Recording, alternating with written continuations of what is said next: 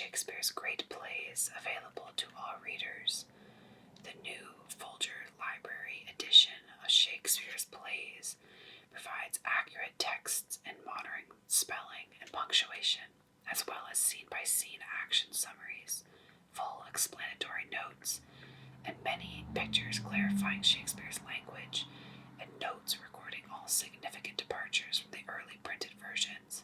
Each play is prefaced by a brief introduction, by a guide to reading Shakespeare's language, and by accounts of his life in theater.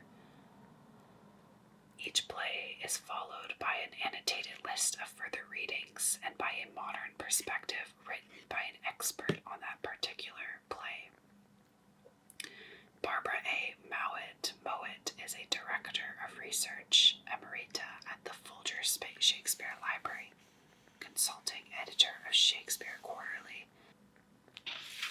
Let's see what else we have here. So I have very briefly gone through this, and I am excited to share with you all. I have found this nice, heavy, floppy, big hardcover, although a very ugly book, to be extremely helpful in understanding some more of Shakespeare's works.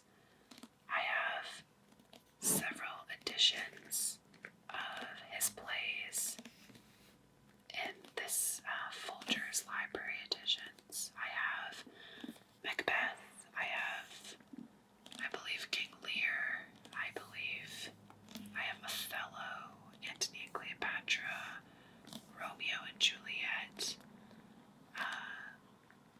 Midsummer Night's Dream, and a couple others. And so I am very happy to own this. This says, this edition includes full explanatory notes conveniently placed on the page facing each sonnet and poem, a brief introduction to each sonnet and poem, providing insight and context, introductions to reading Shakespeare's language in the sonnets and in the poems, essays by leading Shakespeare scholars who provide modern perspectives on the sonnets and the poems, illustrations from the Folger Shakespeare Library,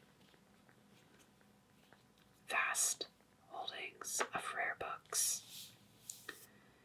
I guess this Shakespeare's Library is located in Washington, D.C., and they're very snazzy.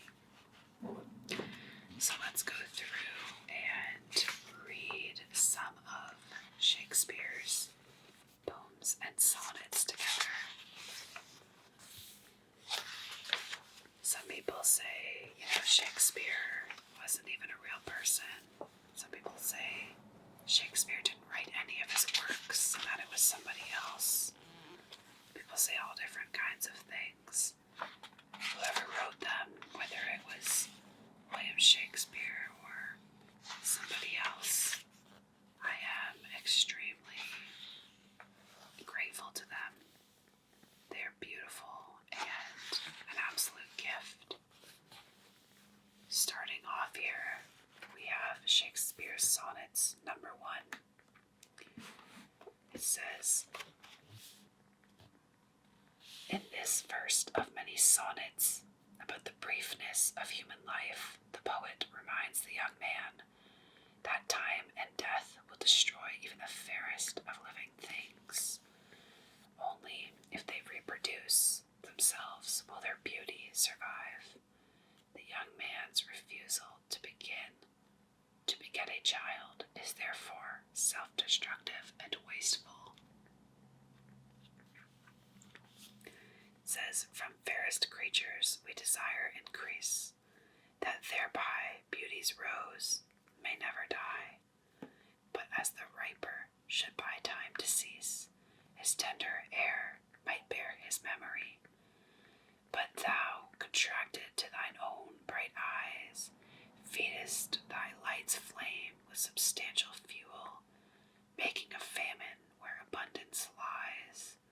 Thyself the foe, to thy sweet self too cruel, thou that art now the world's fresh ornament, and only herald to the gaudy spring, within thine own bud buryest thy content, and tender churl make waste.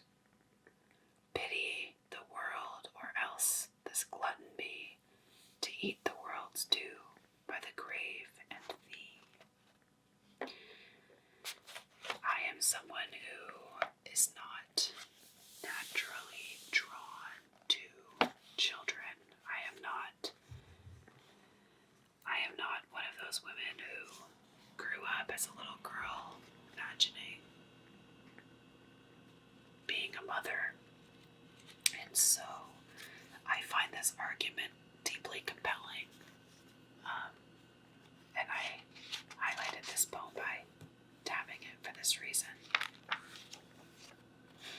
In our second sonnet, it says, the poet challenges the young man to imagine two different futures, one in which he dies childless, the other in which he leaves behind a son. In the first, the young man will waste time. In the first, the young man will waste the uninvested treasure of his youthful beauty. In the other, though still himself subject to the ravages of time, his child's beauty will be what? Though still himself subject to the ravages of time, his child's beauty will witness the father's wise investment of his treasure. When 40 winters shall besiege thy brow, and dig deep trenches in thy beauty's field, the young proud livery, so gazed on now, will be a tattered weed of small worth held. Then, being asked where all thy beauty lies, where all the treasure of thy lusty days, to say, within thine own deep sunken eyes, were an all-eating shame and thriftiness. Then being asked where all thy beauty lies, where all thy treasure of thy lusty days, to say within thine own deep sunken eyes, were an all-eating shame and thriftless praise. How much more praise deserved thy beauty's use, if thou couldst answer, this fair child of mine shall sum my count and make my old excuse, proving his beauty by succession thine. This were to be made new, and when thou art old, and see thy blood warm, when thou feelst it cold. In our third sonnet, the poet urges the young man to reflect on his own image in a mirror, just as the young man's mother sees her own youthful self reflected in the face of her son. So someday the young man should be able to look at his son's face and see reflected his own youth. If the young man decides to die childless, all these faces and images die with him. This says, look in thy glass and tell the face thou viewest.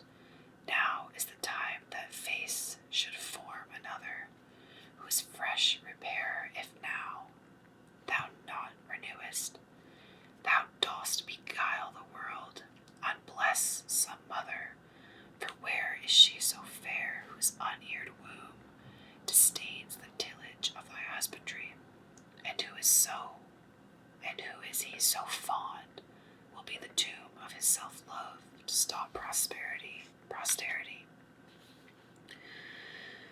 Or who is he so fond, will be the tomb of his self-made love to stop posterity.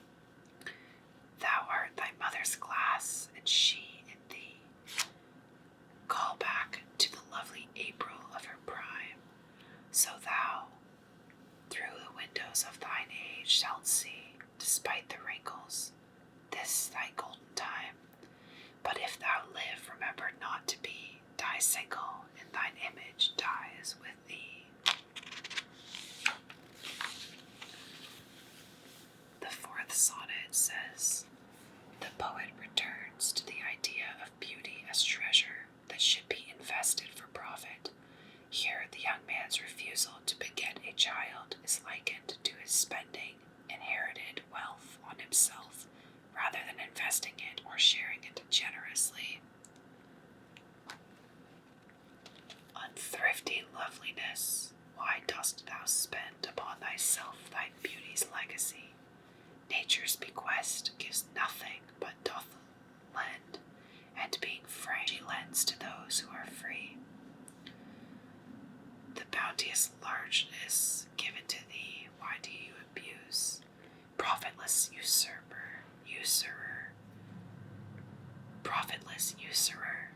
why dost thou use so great a sum of sums, yet canst not live? For having traffic with thyself alone, thou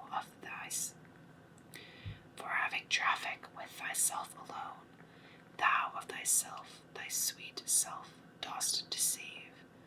Then how, when nature calls thee to be God, how acceptable audit canst thou give? Thy unused beauty must be doomed with thee, which uses lives the executor to be.